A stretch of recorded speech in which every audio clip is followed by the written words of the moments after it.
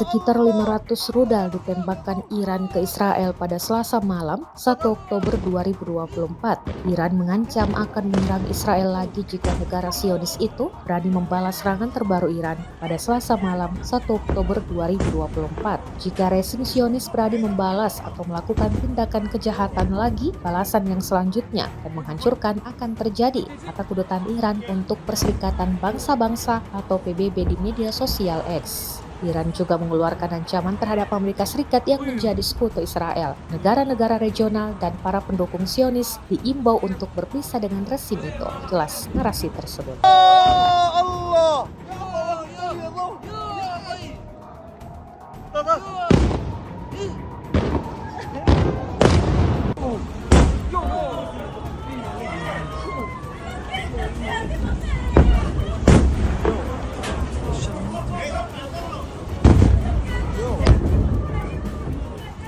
Boy, lagi sih?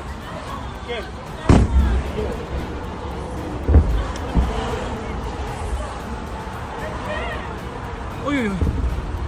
Ini malah.